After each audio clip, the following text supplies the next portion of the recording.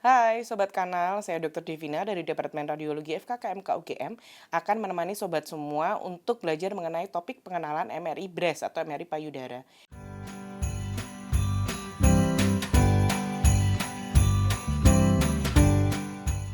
MRI payudara sangat penting dalam penanganan kanker. Pemeriksaan ini membantu menentukan luas penyakit, memantau respon terapi, menjadi alat screening untuk perempuan dengan resiko tinggi. Pada video kali ini, kita akan belajar mengenai dasar MRI payudara dan kelainan yang sering ditemui. Menurut American College of Radiology, MRI direkomendasikan untuk screening tahunan pada perempuan dengan resiko tinggi, evaluasi implan silikon, menilai multifokalitas lesi, invasi dalam atau kekambuhan, memantau kemoterapi, dan membantu proses biopsi pada kasus tertentu. MRI tidak dianjurkan untuk screening rutin pada perempuan risiko rata-rata. Hasil positif palsu bisa memunculkan kecemasan dan tindakan yang tidak perlu bagi pasien. MRI juga bisa melewatkan beberapa kanker sehingga tidak menggantikan peran dari mamografi dan tidak pula menggantikan biopsi.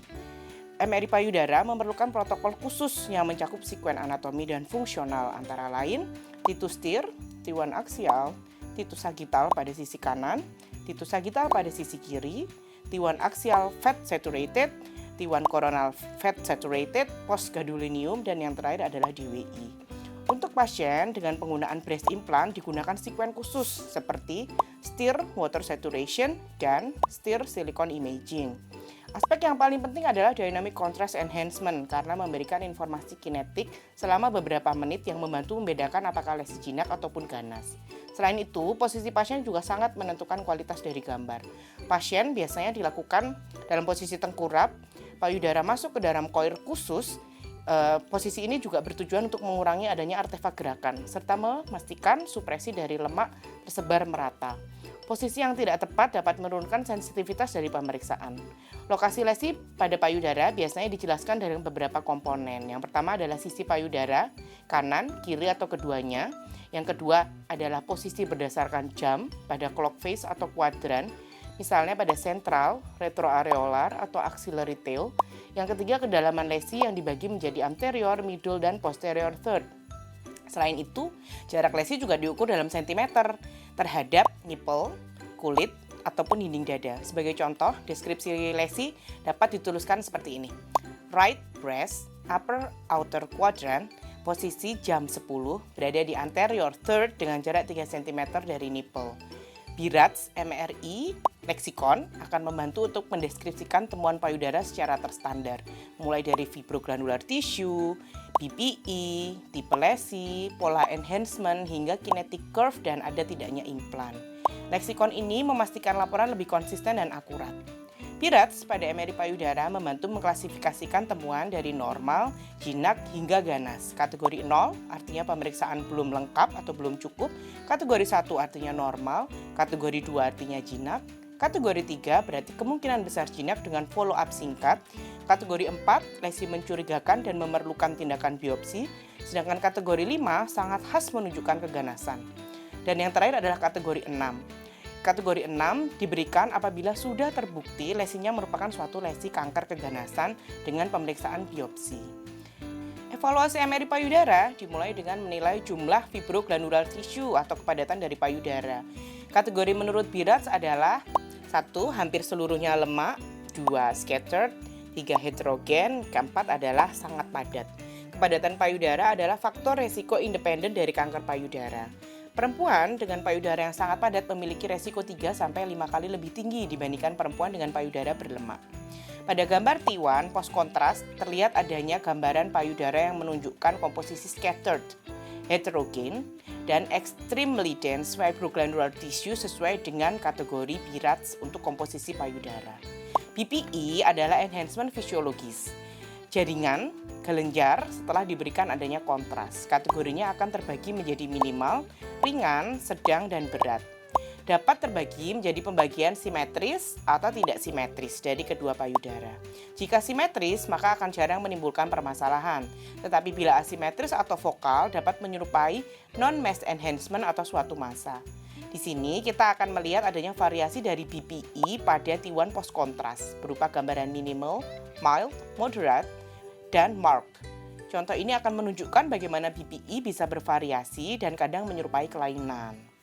Fokus atau foci adalah titik kecil berukuran kurang dari 5 mm, sering berakibat dari perubahan hormonal. Pada gambar A akan tampak gambaran fokus kecil dengan delayed enhancement di payudara kanan atas. Pada gambar B terlihat multiple foci di seluruh payudara di sisi kanan. Massa adalah lesi 3 dimensi yang dapat dilihat dari bentuk, margin, dan pola enhancement internal. Massa jinak biasanya bentuknya oval dengan margin yang halus dan homogen, sementara massa jinak cenderung irregular, berspekulasi dengan enhancement heterogen atau rim. Pada gambar A terlihat massa oval dengan early peripheral enhancement, margin yang halus.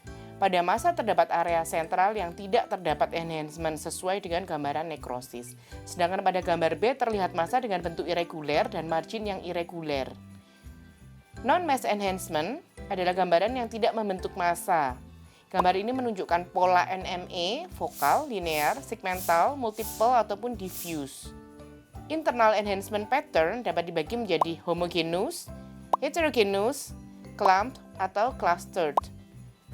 Pengenalan pola ini akan sangat penting terutama untuk mendeteksi ada atau tidaknya DCIS.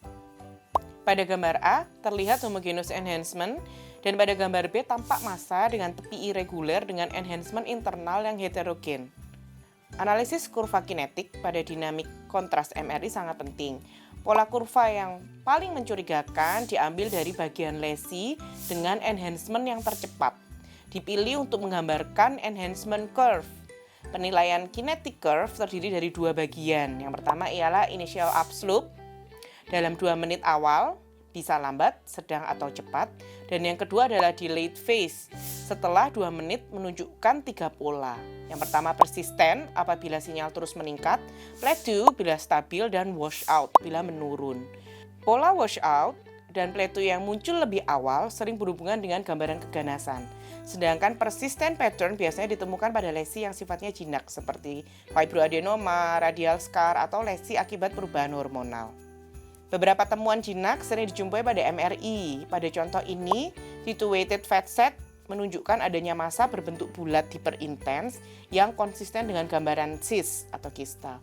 Pada T2 post contrast subtraction image yang bersesuaian tampak rim enhancement yang mengindikasikan adanya inflamasi di sekitarnya. Tampilan ini khas untuk inflamed cyst. Gambar ini menunjukkan massa lobulated yang hiperintens baik pada T2 fat set maupun T1 fat set pre-contrast image sesuai dengan hemorrhagic atau proteinaceous cyst. Sebagai pembanding, terlihat cyst non-hemorrhagic yang lebih kecil di posterior dengan tampilan berbeda pada sekuen yang sama. Seri ini menunjukkan benign intramammary lymph node. Pada aksial T1 fat set, post kontras, massa tampak enhanced, homogen dengan bentuk reniform. Sagittal T1 fat set kembali menampilkan gambaran morfologi yang reniform. Pada T1 weighted, lymph node tampak hypointens, sedangkan pada T2 fat set, image akan tampak gambaran yang hyperintens. Ciri-ciri ini termasuk adanya fatty hilum khas pada gambaran benign intramammary lymph node. Pada kasus ini, axial post contrast subtraction MRI menunjukkan massa yang oval dengan homogeneous enhancement dan margin yang halus. Pada close up image akan terlihat internal septation yang tidak enhancement. CAD overlay menunjukkan pola progressive enhancement konsisten dengan gambaran yang benign. Pada T2 fat set, lesi tampak hiperintens dengan septasi internal hipointens menunjukkan gambaran fibroadenoma. Seri ini memperlihatkan lipoma. Pada T1 weighted MRI, massa akan tampak isointens sesuai dengan gambaran lemak. Sementara pada T2 fat set dan T1 fat set post kontras, massa akan tampak sebagai hipointens dibanding jaringan lemak payudara di sekitarnya. Dan yang terpenting tidak menunjukkan adanya enhancement setelah pemberian kontras. Karakteristik sinyal yang identik dengan lemak di semua sekuen ini menegakkan diagnosis lipoma. Pada kasus mastitis, sagittal MRI menunjukkan adanya massa irregular dengan rim enhancement di dalam payudara. Computer-aided detection menunjukkan washout kinetics yang mencurigakan. Pada gambar lain, tampak vokal nodular skin thickening dan pada aksila terlihat adanya pembesaran lymph node. Temuan-temuan ini menggambarkan bagaimana mastitis atau abses dapat menyerupai keganasan pada MRI. Pada gambar ini, T2 fat set image menunjukkan massa payudara dengan gambaran bulat hiperintens. T1 fat set pre-kontras, lesi tampak isointens, sedangkan pada post-kontras, lesi akan terlihat homogen dan terdapat penyangatan atau enhancement. Analisis computer aided diagnosis menunjukkan kinetik campuran dengan dominan washout pattern. Kombinasi temuan ini khas untuk gambaran tumor viloides yang dapat menyerupai fibroadenoma, tetapi biasanya tumbuh lebih cepat. Pada baseline breast MRI, gambaran aksial T1 weighted fat set post kontras menunjukkan adanya non-mass enhancement yang masif, yang ekstensif hampir di seluruh payudara pada sisi kanan. Pada gambar sagital tampak segmental non-mass enhancement di bagian atas payudara kanan dengan artefak klip biopsi terlihat jelas di sana. Gambar sagital lainnya memperlihatkan segmental non-mass enhancement serupa ditambah 2 axillary lymph nodes yang membesar dan tampak mencurigakan untuk suatu nodal metastasis. Pada pasien dengan newly diagnosed invasive ductal carcinoma pada payudara kiri, MRI memperlihatkan adanya massa irregular dengan tepi spiculated.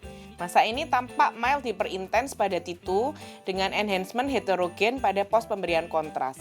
Lesi meluas anterior hingga ke permukaan kulit dengan gambaran nipple retraction dan ke posterior hingga ke musculus pectoralis serta ke chest wall. Berdasarkan temuan ini, lesi diklasifikasikan sebagai T4C menurut sistem TNM. Pada kasus Paget disease, gambaran aksial T1 weighted dan T2 weighted fat set menunjukkan nipple di sebelah kanan tampak hypointense pada T1 dan mild hyperintense pada T2 dengan retroalveolar hyperintensity yang menonjol. Pada post-contrast subtraction dan CAD image, terlihat marked enhancement pada nipple dengan pola kinetik yang campuran, serta linear non-mass enhancement di area posterior nipple. Baik, demikianlah pembahasan tentang pengenalan MRI payudara. Terima kasih telah menyaksikan video episode pembelajaran kali ini. Semoga video ini memberikan pemahaman yang lebih mendalam tentang cabang ilmu di bidang radiologi. Sampai jumpa pada seri-seri yang berikutnya.